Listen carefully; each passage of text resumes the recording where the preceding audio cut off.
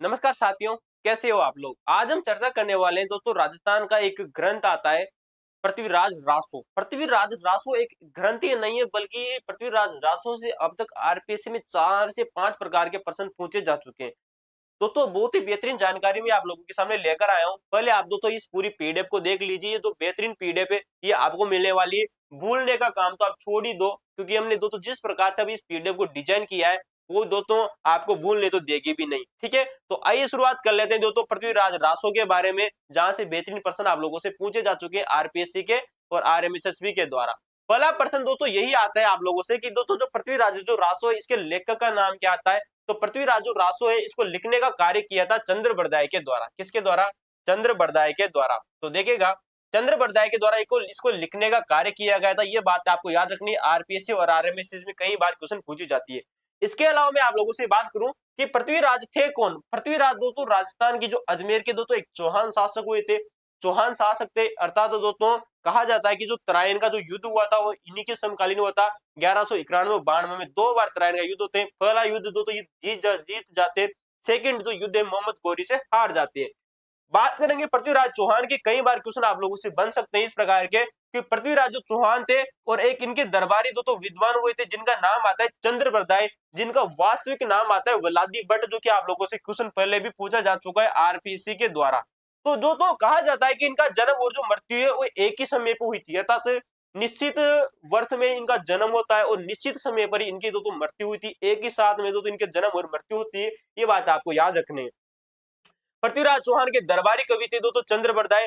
चंद्रबरदाई द्वारा पिंगल भाषा में दोस्तों ये लिखा जाता है। किस भाषा में लिखा जाता है? पिंगल भाषा में। राजस्थान में 2 साहित्यिक शैलियां दोस्तों चलती है, एक आती है डिंगल, एक आती है पिंगल।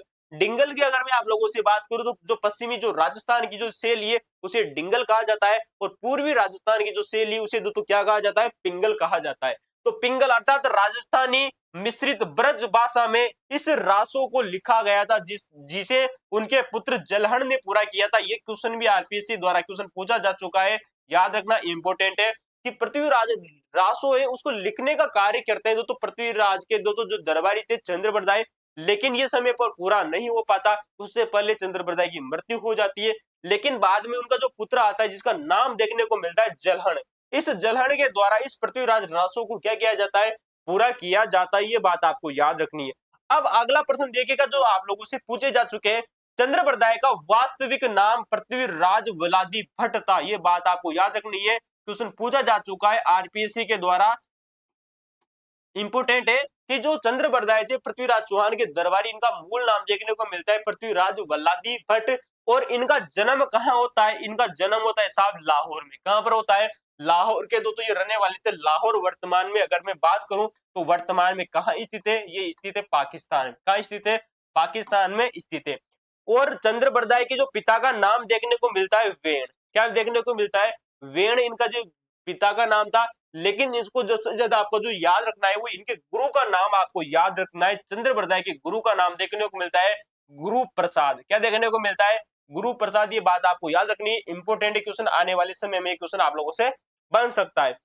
कहा जाता है कि इस रचना काल को लेकर विद्वानों का एक मत नहीं है कि पृथ्वीराज रासो कब लिखा गया, कब नहीं लिखा गया। इसके कुछ महत्वपूर्ण साक्ष्य हैं, उनकी आइए हम चर्चा कर लेते हैं। प्राचीनतम प्रमाण ये कहते हैं कि 4 छपैये छंद जो कि पुरातन प्रबंधन संग्रह है। दोस्तों कहा जाता है कि जो पृथ्वीराज रासो है ना, इसके 4 रूपांतरण है। यानी कि रूपांतरण कितने था? ये दोस्तों 4 भागों में बटा हुआ है। गौर करना, इंपोर्टेंट क्वेश्चन बन सकता है कि पृथ्वीराज रासो के जो रूपांतरण है वो कितने, अर्थात ये दोस्तों 4 भागों में बटा हुआ है। कितने भागों में बटा हुआ है? दोस्तों 4 भागों में बटा हुआ है।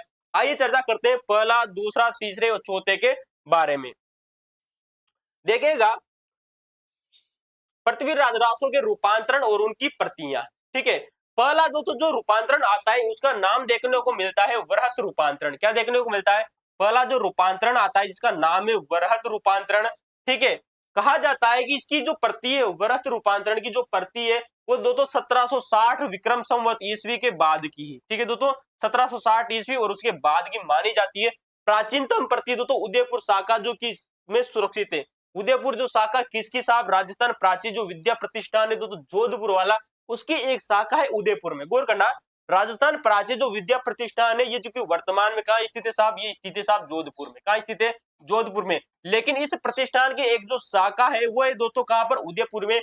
इस उदयपुर शाखा में दोस्तों इसकी एक प्रति रूप जो लिपि है वो रखी गई है, किसकी, पृथ्वीराज रासो का जो वरत रूपांतरण है इसकी प्रति। ठीक है, महाराणा अमर सिंह के द्वितीय, महाराणा अमर सिंह जो द्वितीय थे इनकी आज्ञा से ये प्रतिलिपि तैयार की गई थी। ये बात आपको याद रखनी, इंपोर्टेंट क्वेश्चन बन सकता है कि दोस्तों पृथ्वीराज रासो की जो वरत रूपांतरण की जो लिपि थी वो किसके आदेश से लिखी गई थी, तो याद रखना मेवाड़ के जो महाराणा थे दोस्तों अमर सिंह द्वितीय, तो मेवाड़ के महाराणा अमर सिंह दोस्तों द्वितीय की आज्ञा से दोस्तों ये प्रतिलिपि तैयार की गई थी। इंपोर्टेंट फैक्ट क्वेश्चन बन सकता है। और याद रखना वरत रूपांतरण में जितने भी जो अध्याय है ना, इन अध्यायों को क्या कहा जाता है, सम्यो कहा जाता है। क्वेश्चन बन सकता है दोस्तों इस प्रकार से आप लोगों से, चार प्रकार से दोस्तों पृथ्वीराज रासो में अगर आप लोगों से प्रश्न बना कि चार भाग है, प्रत्येक के अध्यायों को किस नाम से जाना जाता है, चार भाग आप लोगों को दे दिए जाएंगे, वरत रूपांतरण, मध्यम रूपांतरण, लघु रूपांतरण, और उनके सामने अध्याय दे दिए जाएंगे कि वरत रूपांतरण के अध्याय को किस नाम से जाना जाता है साहब, उसे साम्यो कहा जाता है। ठीक है, याद रखना। आइए अगला देखते हैं, सेकंड नंबर का जो अध्याय, सेकंड नंबर का जो रूपांतरण आता है इसे कहा जाता है मध्यम रूपांतरण। क्या कहा जाता है, मध्यम रूपांतरण। विक्रम संवत 1723 से 1739-40 में दोस्तों ये लिपिबद्ध किया गया। कब लिपिबद्ध किया गया, विक्रम संवत 1723 से 1739-40 ईस्वी में से दोस्तों लिपिबद्ध किया गया। और इसके जो अध्याय है अर्थात मध्यम रूपांतरण के जो अध्याय है इन्हें प्रस्ताव कहा जाता है। गौर कर लेना दोस्तों, इंपोर्टेंट है, क्वेश्चन आप लोगों से पूछा जा सकता है कि प्रस्ताव क्या है। पृथ्वीराज रासो का जो द्वितीय रूपांतरण है जिसे मध्यम रूपांतरण कहा जाता है, इसके जो अध्याय है इन्हें प्रस्ताव कहा जाता है। वृंत रूपांतरण की मैं आप लोगों से बात कर चुका हूं, उसे दोस्तों क्या कहा, उसके जो अध्याय है उसे सम्यो कहा जाता है। ठीक है, और तीसरा नंबर का जो रूपांतरण आता है जिसकी प्रतियां 17वीं शताब्दी में लिपिबद्ध की गई थी। कब दोस्तों, तीसरा है दोस्तों लघु रूपांतरण, और चौथा है दोस्तों लघुतम रूपांतरण। कैसा है, चौथा का नाम है लघुतम रूपांतरण। इसके दोस्तों जो अध्याय है किसके, लघु के, इन्हें खंड कहा जाता है। क्या कहा जाता है, खंड कहा जाता है। ये बात आपको याद रखनी है। तो दोस्तों इंपोर्टेंट है, नंबर दो आप एक दोस्तों याद रख लेना, सम्यो। ठीक है दोस्तों, सम्यो, प्रस्ताव, सम्यो, प्रस्ताव, और तीसरा जो आता है उसे कहा जाता है खंड। क्या कहा जाता है, खंड। तो वृहत रूपांतरण के जो अध्याय है उन्हें सम्यो कहा गया, मध्यम रूपांतरण के जो अध्याय है इन्हें क्या कहा गया, प्रस्ताव कहा गया, और लघु और लघुतम दोस्तों जो रूपांतरण है इसकी जो अध्याय है इन्हें क्या कहा गया, इन्हें कहा गया साहब खंड कहा गया। क्या कहा गया, खंड। अब आइए चर्चा करते हैं कि इसकी दोस्तों जो प्रतियां है या प्राचीनतम प्रति वो कहां से देखने को मिलती है। इंपोर्टेंट है, यहां से प्रश्न आप लोगों को बनेगा। दोस्तों एक विक्रम संवत 1667 ईस्वी में धारगोज, दोस्तों एक स्थान है धारगोज, जहां से दोस्तों इस पृथ्वीराज रासो की प्राचीनतम प्रति प्राप्त होती है। याद रखना, जो कि वर्तमान में केंद्रीय जो पुस्तकालय दोस्तों वहां पर रखी गई है। ठीक है दोस्तों, इंपोर्टेंट है। अर्थात मैं कह सकता हूँ 1667 का मतलब हो जाएगा दोस्तों 16वीं सदी में। ठीक है दोस्तों, 16वीं सदी में दोस्तों ये रचना की गई इसकी। ठीक है दोस्तों, और धारगोज से कहां से मिली है, धारगोज नामक स्थान से मिली थी। अर्थात इससे दोस्तों ये सिद्ध होता है कि पृथ्वीराज जो रासो थी ये 16वीं सदी से पहले की रचना है। कब से रचना है दोस्तों, 16वीं सदी से भी पहले की रचना है। किस प्रति से प्राप्त होती है, इस प्रति से प्राप्त होती है। ठीक है, इंपोर्टेंट है। अगला देखिएगा, अब यहां से दोस्तों और बेहतरीन प्रश्न बन सकता है आप लोगों से। पृथ्वीराज रासो, पृथ्वीराज रासो है ना दोस्तों, इसका प्रथम गौर करना इंपोर्टेंट बनेगा दोस्तों आरपीएससी या आरएमएसएसबी के द्वारा प्रथम प्रमाणिक पुरातात्विक, गौर करना दोस्तों, पुरातात्विक उल्लेख राजसमुद्र झील। राजसमुद्र झील आप जानते हो जो कि वर्तमान में दोस्तों राजसमंद जिले में स्थित है। ठीक है दोस्तों, तो इस राजसमुद्र जो झील है राजसमंद में, उसकी शिलाकों पर दोस्तों राज प्रशस्ति उत्कीर्ण है। कैसी उत्कीर्ण है दोस्तों साहब, जो राजसमुद्र जो झील है दोस्तों राजसमंद में, उसके जो शिला के दोस्तों 25 शिला के, उन 25 शिलाओं पर जो राज प्रशस्ति उत्कीर्ण है ना, उस पर दोस्तों, उस पर पृथ्वीराज रासो की चर्चा की गई है। किसकी चर्चा की गई है, पृथ्वीराज रासो की चर्चा की गई है। अर्थात मैं यूं कह सकता हूं कि प्रथम प्रमाणिक पुरातात्विक जो उल्लेख देखने को मिलता है राजसमुद्र की जो झील है दोस्तों, राजसमुद्र झील जो कि दोस्तों जो राजसमंद जिले में स्थित है, उसकी जो राज प्रशस्ति है ना उसमें उसका उल्लेख किया गया है। ये बात हुई। अगला देखिएगा, अगला प्रश्न यहां से और बन सकता है। एक आता है कि दोस्तों पृथ्वीराज रासो का दोस्तों साहित्यिक उल्लेख सबसे पहले कहां पर देखने को मिलता है, यानी कि दोस्तों सबसे पहले सबसे पहले साहित्यिक उल्लेख की बात की गई है। किसकी उल्लेख की बात की गई? साहित्यिक उल्लेख की। साहित्यिक उल्लेख देखने को मिलता है दोस्तों जसवंत उद्योग में। जसवंत उद्योग नाम से दोस्तों एक पुस्तक की रचना की गई इस जसवंत उद्योग में, जो कि विक्रम संवत 1707 ईस्वी का आता है। कब का आता है? विक्रम संवत 1707 में दोस्तों ये जो एक ग्रंथ लिखा गया था जिसका नाम है जसवंत उद्योग, उसमें सबसे पहले पृथ्वीराज रासो का उल्लेख देखने को मिलता है साहित्यिक रूप से। पुरातात्विक की अगर मैं आप लोगों से बात करूं तो राज प्रस्तुति में इसका देखने को उल्लेख देखने को मिलता है। और दोस्तों इसकी जो प्रति है वो दोस्तों सबसे पहले किसने लिखवाई थी ये भी मैंने आप लोगों को बताया कि मेवाड़ के दोस्तों, किसके? मेवाड़ के एक महाराणा हुई थी जिनका नाम आता है अमर सिंह द्वितीय। ठीक है, इन अमर सिंह द्वितीय के द्वारा इसकी प्रतिलिपि शुरुआत में तैयार कराई जाती है। तो संपूर्ण रासों की सबसे प्राचीनतम हस्तलिपि प्रति विक्रम संवत 1760 ईस्वी में मेवाड़ के महाराणा अमर सिंह द्वितीय के शासन काल में उपलब्ध कराई गई थी या बनवाई गई थी। याद रखना इंपोर्टेंट है। अब देखिएगा कर्नल जेम्स टोड ने इसके बारे में क्या कहा था। ठीक है, कर्नल जेम्स टोड जिन्हें राजस्थान में हम दोस्तों घोड़े वाले बाबा के नाम से भी जानते हैं। दोस्तों किसके नाम से जानते हैं? घोड़े वाले बाबा के नाम से जाना जाता है। राजस्थान के इतिहास का पिता भी इन्हें कहा जाता है। ठीक है, तो कर्नल जेम्स टोड ने लगभग 3000 छंदों का अंग्रेजी अनुवाद किया और इसे दोस्तों 12वीं शताब्दी की रचना माना। गौर कीजिएगा, किसकी माना? 12वीं शताब्दी की रचना मानते दोस्तों कर्नल जेम्स टोड। इससे पहले हमने आप लोगों से चर्चा की कि जो अमर सिंह जो द्वितीय थे उन्होंने दोस्तों इसे दोस्तों क्या किया? दोस्तों सबसे पहले हस्तलिखित प्रति अमर सिंह जो सेकंड थे दोस्तों, अमर सिंह सेकंड, उनके समय की जो प्राप्त होती है और ये दोस्तों 16वीं सदी से पहले की रचना मानी गई, ये भी हमने आप लोगों से चर्चा की। वहीं दोस्तों एक फ्रांसीसी विद्वान होते हैं जिनका नाम आता है गारसी दत्तासी। क्या नाम देखने को मिलता है? गारसी दत्तासी। इनके द्वारा प्रशंसा की जाती है किसकी दोस्तों?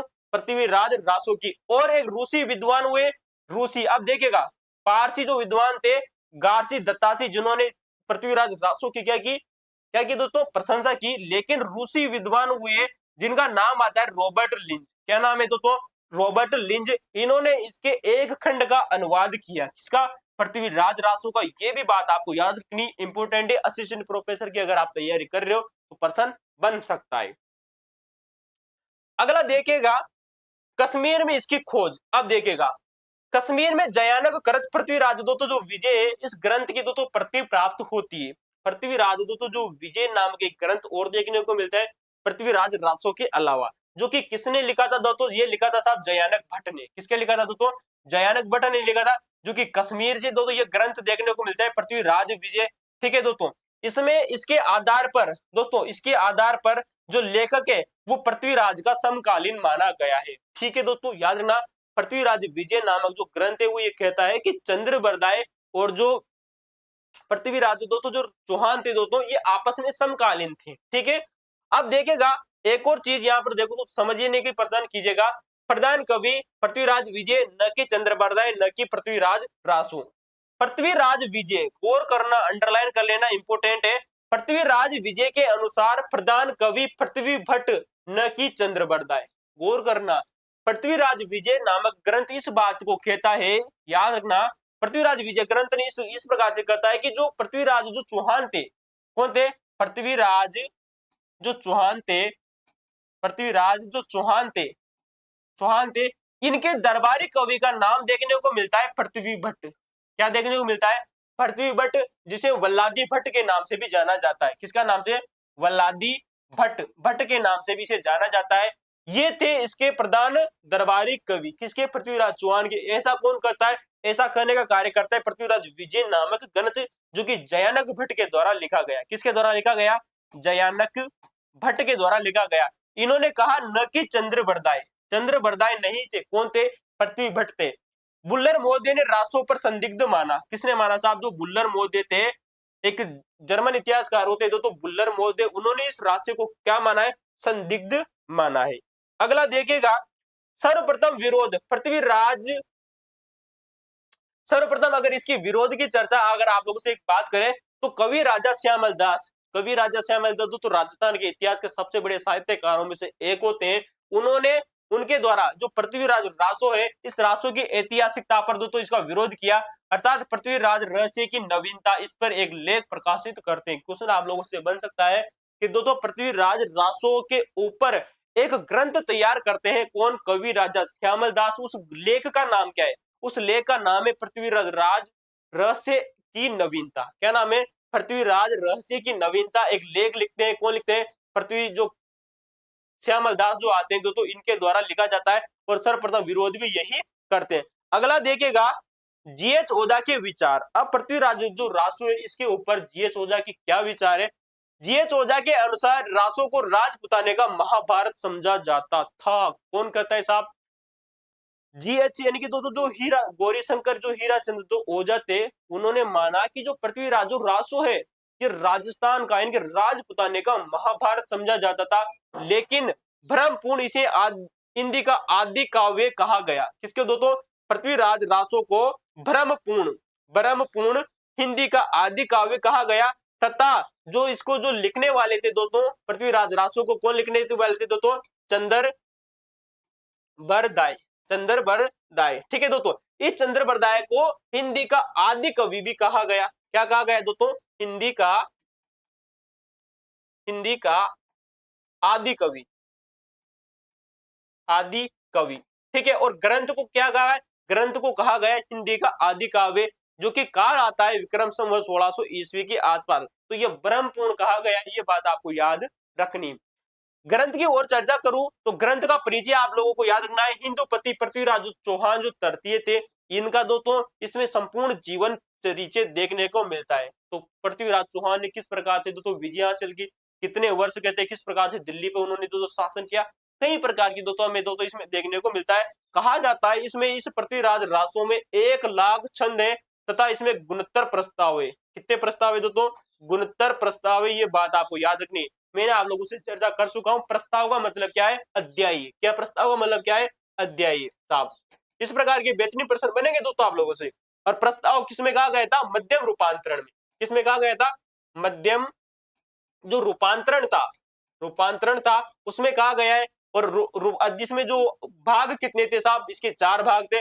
वृहत रूपांतरण, मध्यम रूपांतरण, लघु और लघुतम रूपांतरण। वृहत रूपांतरण के जो अध्याय थे उन्हें क्या कहा गया था? सम्यो कहा गया था। क्या कहा गया था? सम्यो, ठीक है। ये बात आपको याद रखनी, सम्यो कहा गया। और तीसरे और चौथे को क्या कहा गया था? खंड, ठीक है। ये बात आपको याद रखनी अध्याय को। तो जो अध्याय है वो 69 अध्याय है इसमें, ठीक है। 1,00,000 इसमें छंद देखने को मिलते हैं। अब इसकी तो प्रमुख विशेषताओं की बात करें तो जो तो जहां से आरपीएससी, गौर करना, आरपीएससी और आरएमएसएसबी यहां से बेहतरीन प्रश्न यहीं से पूछती है सबसे ज्यादा। तो कहां से पूछती है साहब? जो पृथ्वीराज रासो है ये कहा जाता है कि पृथ्वीराज रासो, मैं यहाँ पे लिख देता हूं पृथ्वीराज रासो। कौन है? पृथ्वीराज रासो, जो कि एक वीर रस प्रधान है। कैसा है? इसमें तो वीर रस की अधिक प्रधानता दी गई है। किसमें? पृथ्वीराज रासो में। जिसके लेखन कार्य करते हैं वल्लादी भट्ट, जिनका नाम देखने को मिलता है पृथ्वी भट्ट, या इसे बोल दीजिए दोस्तों आप चंद्रबरदाई। प्रश्नोत्तर शैली में लिखा गया है, यानी कि दोस्तों देखिएगा प्रश्नोत्तर शैली में लिखा गया, वाद विवाद शैली, जिसे कहते हैं ना कि एक व्यक्ति प्रश्न कर रहा है और दूसरा उसका उत्तर दे रहा है। पृथ्वीराज जो रासो है उसकी जो लेखन जो शैली है वो प्रश्नोत्तरी के माध्यम से लिखा गया है। वाद विवाद, एक प्रश्न करेगा दूसरा उत्तर देगा, फिर एक प्रश्न फिर दूसरा उत्तर, ठीक है। तो प्रश्नोत्तरी शैली में लिखा गया है, वीर रस की इसमें प्रधानता देखने को मिलती है। कहा जाता है कि पृथ्वीराज दोस्तों जो रासो है, कौन सा है? पृथ्वीराज जो रासो है, इस पृथ्वीराज रासो में राजपूतों की दोस्तों जो उत्पत्ति बताई गई है अग्निकुंड के अनुसार। किससे दोस्तों? अग्निकुंड से इसकी उत्पत्ति होती है। किनकी? राजपूतों की। और अग्निकुंड से दोस्तों 4 प्रकार के जो योद्धा थे वो उत्पन्न हुए थे। कितने योद्धा उत्पन्न हुए थे दोस्तों? साहब 4 उत्पन्न हुए थे। प्रमुख घटनाओं की अगर मैं आप लोगों से चर्चा करूं तो जो पृथ्वीराज जो रासो है इसमें शब्द भेड़ी बाण चलाने की बात कही गई है। गौर करना, किसके ऊपर साहब? मोहम्मद गोरी के ऊपर। ये देखिए ये पृथ्वीराज जो चौहान है ये भाई साहब इतना तीर चला रहे हैं। किससे चला रहे हैं? शब्द भेदी बाण चला रहे हैं। किसके ऊपर चला रहे साहब? ये जो बेटा है ये मोहम्मद गोरी है। कैसा है? ये मोहम्मद गोरी, और इस मोहम्मद गोरी के ऊपर बाण चला रहे पृथ्वीराज चौहान। इसमें संयोगिता के हरण की भी बात कही गई है कि जो पृथ्वीराज चौहान था वो संयोगिता को हर कर लेके आता है। संयोगिता उसके गले में माला डाल देती है। जो उसके पिता ने पृथ्वीराज चौहान को बुलाया नहीं था तो अपने साम्राज्य में। और इस प्रकार की सारी जानकारी आप लोगों ने सुनी भी होगी कि वो बाद में जो महल के बाहर जो इस प्रकार से दोस्तों जो लगे हुए थे दोस्तों, उनके जो अंगरक्षकों की जो मूर्ति थी उसके गले में डाल देती है। ठीक है, अंग्रेजों की मूर्ति नहीं, पृथ्वीराज चौहान की मूर्ति लगाई गई थी अंगरक्षक के रूप में, तो उसके गले में डाल दी थी। बाद में पृथ्वीराज जो चौहान जाते हैं और संयोगता को दोस्तों वहां से लेकर आ जाते हैं और अपनी पटरानी बनाते हैं। और इसमें दोस्तों पृथ्वीराज युद्ध पर जो तराइन का जो युद्ध है, इसके भी दोस्तों क्या मिलती है, जब जानकारी देखने को मिलती है। तो ये था दोस्तों पृथ्वीराज रासो, और इसकी संपूर्ण जानकारी आप लोगों को कैसी लगी कमेंट में जरूर बताएगा। कई प्रकार के प्रश्न अभी तक यहाँ से आप लोगों से पूछे गए। अगर आपको वीडियो अच्छा लगा तो लाइक शेयर सब्सक्राइब जरूर करें, हमारे अगले आने वाले वीडियो जरूर देखिएगा। इसी प्रकार से बेहतरीन दोस्तों जो शैली में आप लोगों को पढ़ाया जाएगा। राजस्थान में ऐसे कोई भी टीचर नहीं है जो आपको इस प्रकार से पढ़ाते होंगे, सब आपसे सिर्फ मोटी रकम ही वसूल करते हैं और कुछ भी नहीं। ठीक है दोस्तों, बाकी आज के लिए धन्यवाद।